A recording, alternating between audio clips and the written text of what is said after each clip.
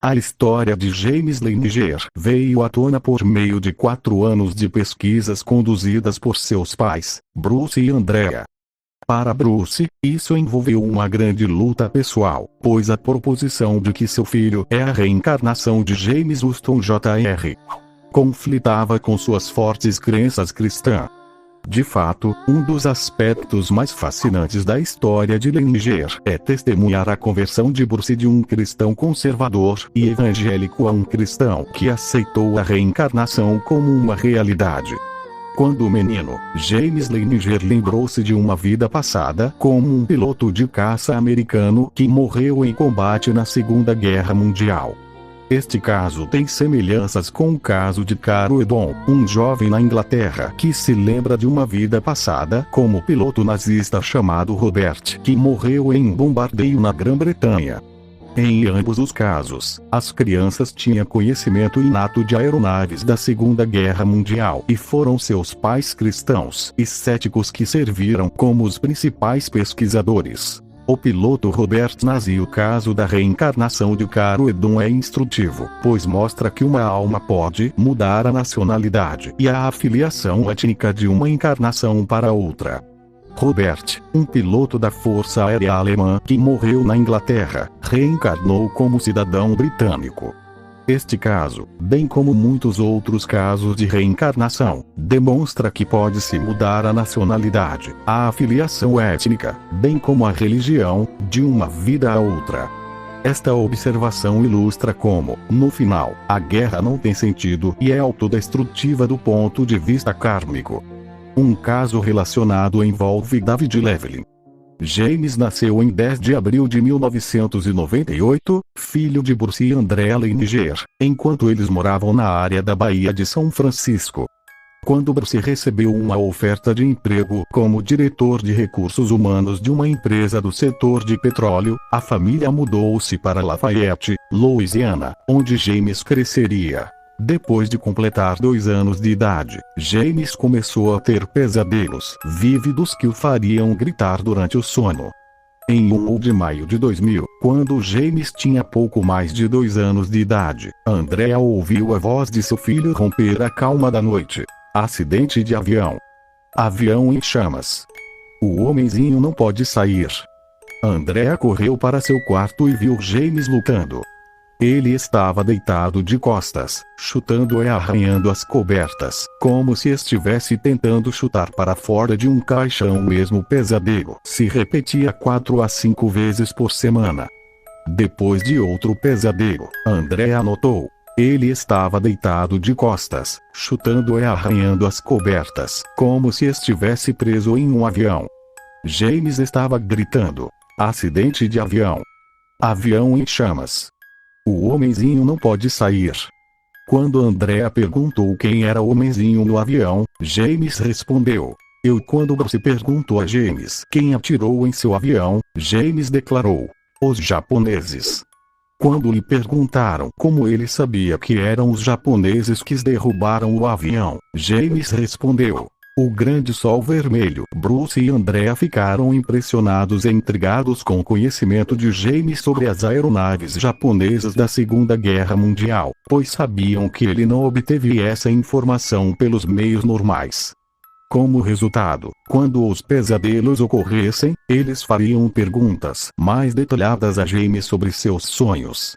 Quando seus pais perguntaram os nomes de outras pessoas nos pesadelos, James afirmou que tinha um amigo que também era piloto, cujo nome era Jet Larsen. Com o tempo, Bruce e Andrea descobririam que James Houston, a persona de James em vidas passadas, conhecia um Jet Larsen. Eventualmente, o pequeno James encontraria este homem que ele conheceu em uma encarnação passada. Além de ter pesadelos com a queda de um avião, seus pais notaram que James tinha uma obsessão por aviões, principalmente aeronaves da Segunda Guerra Mundial com hélices. Seus pais também notaram que ele batia com seus aviões de brinquedo na mesa de centro, derrubando as hélices. Em sua cadeirinha, James colocava fones de ouvido e máscara imaginários, como se estivesse se preparando para pilotar um avião. James até criou um cockpit simulado em um dos armários da família. Ele também continuou a demonstrar conhecimento incomum sobre aviões. Por exemplo, quando Andrea deu a James um avião de brinquedo com o que parecia ser uma bomba embaixo, James olhou para ele e disse: "Isso não é uma bomba, mamãe, é um tanque de vapor." James estava se referindo a um tanque de combustível, chamado de tanque de queda, que fica preso na parte inferior de um avião que é ejetado e largado quando o combustível acaba. Seus pais refletiram. Como essa criança de 2 anos sabia o que era um tanque de queda? Ele não aprendeu isso com os programas de televisão que a família assistia ou com os livros que lia. Como ele sabia sobre os japoneses e seu emblema do sol nascente, o grande sol vermelho? Foi a mãe de Andrea, Bobby, quem primeiro formulou a hipótese de que os pesadelos de James poderiam ter origem em uma vida passada. Bobby contou a Bruce e Andrea sobre Carol Bowman, autora de Vidas Passadas das Crianças, a quem os Lenningers contataram. Carol estava envolvida na pesquisa de crianças que se lembram de vidas passadas desde 1980. Ela deu conselhos valiosos a Bruce e Andrea sobre como lidar com os pesadelos do pequeno James. Carol contou que era importante ouvir James de uma forma apoiadora e continuar a tranquilizá-lo de que ele estava seguro agora. Com o tempo, o pequeno James revelou que o homem em seus pesadelos também se chamava James, que ele pilotava um avião chamado Corsair, que o avião em que voava decolou de um barco e que o nome do barco era Natoma. Ele sabia que o Corsair mudaria para a esquerda na decolagem e que o Corsair tinha uma tendência a estourar os pneus ao pousar. O Corsair tinha uma asa de gaivota distinta para reduzir a altura do trem de pouso. Além disso, James sabia que os aviadores americanos davam nomes de garotas aos bombardeiros japoneses e nomes de garotos aos lutadores japoneses. Por exemplo, James disse que os caças japoneses se chamavam Zekis e os bombardeiros se chamavam Betes. Ao pesquisar essas declarações, seu pai, Bruce, ficou surpreso ao descobrir que James estava certo. Quando a família assistia a um programa do History Channel sobre a Segunda Guerra Mundial, no qual corsários abatiam aviões japoneses, o narrador disse que os aviões japoneses abatidos eram zeros. O pequeno James corrigiu aquele narrador ao dizer que os aviões japoneses não eram zeros, mas tones. Bruce e Andrea não sabiam o que era um tone. James explicou que o tone era um lutador menor que um zero. Novamente, com investigação, seus pais descobriram que a declaração feita por seu filho era correta. Nos próximos meses, Bruce também descobriria que James, em uma vida passada, havia derrubado um Tony. Quando seus pais o levaram para o Lone Star Frigate Museum, eles ficaram surpresos ao ver o jovem James andando em volta de um Corsair, conduzindo uma verificação de voo, como um piloto normalmente faz antes de embarcar no avião que eles estavam prestes a voar.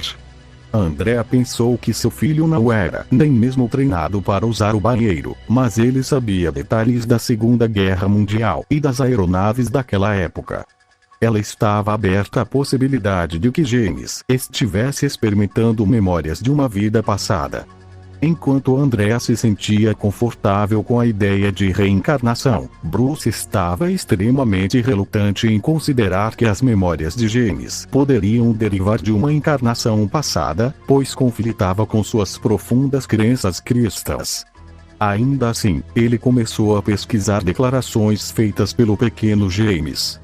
Bruce, por exemplo, descobriu que havia de fato um porta-aviões da Segunda Guerra Mundial chamado de Baía de Natoma, que operou no Pacífico e é retratado à direita. Bruce obteve um livro sobre porta-aviões engajados no Pacífico. Quando Bruce e James folhearam juntos e chegaram a uma seção sobre a Batalha de Iwo Jima, James disse a seu pai que foi lá, na Batalha de Iwo Jima, que seu avião foi abatido e caiu. Bruce então soube que a Baía de Natoma havia de fato apoiado a invasão da Marinha dos Estados Unidos a Iwo Jima. Como James poderia saber disso, Bruce se perguntou, de um navio chamado Natoma e que um Natoma participou da Batalha de Iwo Jima. Seria possível que fosse aqui, como parte da Batalha de Iwo Jima, que James em uma vida passada teve a experiência de ser incapaz de sair de uma cabine de pilotagem, onde usou as pernas para tentar escapar, como sua aeronave em chamas mergulhou no mar. O pequeno James desenhava cenas de batalhas, que mostravam aviões a hélice e bombas explodindo. Ele assinara suas fotos, James 3. Estas fotos são apresentadas em Alma que sobreviveu. Ele deu nomes incomuns a seus bonecos G-Joy, incluindo Billy, Leon e Walter, nomes que seus pais nunca mencionaram, nomes que nenhum de seus amigos tinha. Como ele escolheu esses nomes, Bruce e Andrea se perguntaram. Quando Bruce perguntou por que ele chamava seus bonecos de nomes, James respondeu: "Porque quem me conheceu quando cheguei ao céu." Embora Bruce estivesse relutante em aceitar que as memórias de seu filho derivavam de uma vida passada, o fundo de conhecimento de James sobre aeronaves da Segunda Guerra Mundial o fez pesquisar essa possibilidade a sério. Ele pesquisou registros militares e arquivos. Bruce soube que a tripulação da Baía de Natoma realizava reuniões. Ele decidiu comparecer a uma dessas reuniões e Bruce viajou para sua primeira reunião na Toma Bay, realizada em San Diego em 11 de setembro de 2002, um ano após os ataques terroristas ao World Trade Center. Na reunião, Bruce soube que os 18 pilotos de porta-aviões da Baía de Natoma morreram durante o serviço no Pacífico. Um deles se chamava James Houston Jr. Lembre-se de que o pequeno James disse que seu nome também era James quando, em seus pesadelos, ficou preso na cabine de um avião em chamas.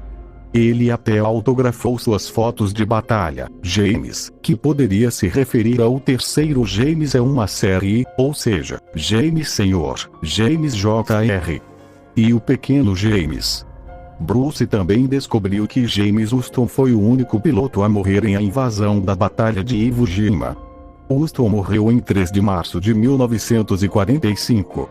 Bruce também descobriu que Billy, Leon e Walter eram os nomes de 3 aviadores da Marinha da Baía Natoma que morreram antes de James Houston Jr. Seus nomes completos eram Billy Taylor, Leon Connor e Walter Devlin. Lembre-se de que James chamou seus bonecos G-Joy de Billy, Leon e Walter, e que ele disse que eles estavam esperando por ele quando ele foi para o céu. Bruce e Andrea descobriram que a cor do cabelo de cada boneca combinava com a cor do cabelo do aviador falecido. Billy Taylor tinha cabelos escuros, assim como a boneca Billy de James. Leon Connor tinha cabelos loiros, assim como o boneco Leon, e Walter Devlin tinha cabelos ruivos, assim como o boneco Walter de James. Bruce também soube que Jet Larsen era de fato outro piloto na Baía de Natoma. Larsen ainda estava vivo e morando em Arkansas. Bruce o visitou lá. A memória de James de ter um amigo chamado Jet Larsen também foi verificada. Bruce finalmente encontrou pilotos que testemunharam o avião de James Houston cair. Jack Duran, John Provost e Bob Skelton viram que um projétil antiaéreo derrubou a hélice do avião de Houston. Isso explicava por que o pequeno James iria derrubar as hélices de seus aviões de brinquedo. Eles também validaram que o avião de Houston pegou fogo e que Houston afundou com seu avião. Bruce encontrou uma discrepância na versão de James dos eventos. Quando Houston caiu e morreu, ele estava pilotando um FM-2 Wildcat, não um Corsair. Bruce mais tarde soube por outro piloto, Bob Greenwald, que Houston havia participado de um programa em que corsários eram testados para pousos em porta-aviões. Como tal, o pequeno James estava correto ao afirmar que havia pilotado um Corsair. Greenwald também confirmou que os corsários desviariam para a esquerda na decolagem e estourariam os pneus nos pousos, exatamente como o pequeno James havia dito. Em sua busca para entender os pesadelos de seu filho, Bruce conheceu pessoalmente os veteranos sobreviventes que serviram na Baía de Natoma. Ele também aprendeu sobre aqueles que não sobreviveram. No processo de validação das memórias de seu filho, Bruce passou a admirar muitos veteranos da Baía de Natoma que serviram com tanta bravura e altruísmo seu país. Ele entendeu os sacrifícios que eles fizeram. Bruce colocou seus sentimentos em ação, criando um memorial para homenagear aqueles na Baía de Natoma que morreram em ação. Este memorial foi inaugurado no Museu Nimitz em Fredericksburg, Texas. Muitos veteranos da Baía de Natoma compareceram a esta inauguração. Uma das pessoas que James viu no Museu Nimitz foi Bob Greenwald, que ele reconheceu à primeira vista e que nomeou corretamente. Quando Bruce perguntou a James como ele sabia que esse homem era Bob Greenwald, James disse que havia reconhecido a voz de Bob. Na cerimônia, o jovem James também se reencontrou com seu amigo de vida passada, Jack Larson. Lembre-se de que logo depois que James começou a ter pesadelos, ele disse a Bruce que um amigo que ele tinha no Natoma se chamava Jack Larson. Em uma nota cativante, na cerimônia de memorial, o pequeno James vestiu um macacão de piloto em miniatura. Significativamente, os veteranos na inauguração do Memorial Natoma Bay, que conheciam James Houston, Jr., comentaram sobre como o pequeno James Leininger se parecia com o falecido James Houston Jr. Como tal, este representa outro caso que demonstra que a aparência física pode permanecer consistente de uma encarnação para outra. Em uma nota comovente, seus pais observaram que James parecia consternado com a inauguração do memorial. Quando eles perguntaram o motivo, James respondeu que estava triste porque todos pareciam muito velhos. O pequeno James lembrou-se de como seus companheiros pareciam quando jovens, não idosos. T. James Houston, Jr. O caso de James Leininger é um dos casos de reencarnação mais convincentes que existem. Evidências de séries espirituais também são fornecidas neste rico caso. A família Leininger fez essa importante pesquisa sobre reencarnação e tornou-a pública, mesmo sabendo que entrava em conflito com os princípios de sua religião. Eles são heróis na busca por compreender o mecanismo e o significado da existência humana. E você? Você acredita em reencarnação? Eu sou William Toledo. Se gostou do vídeo, deixe o seu gostei. Se é novo no canal, subscreve e ativa o sininho para receber todas as novidades aqui do Paranormal Tuga. Vou ficando por aqui, até o próximo vídeo.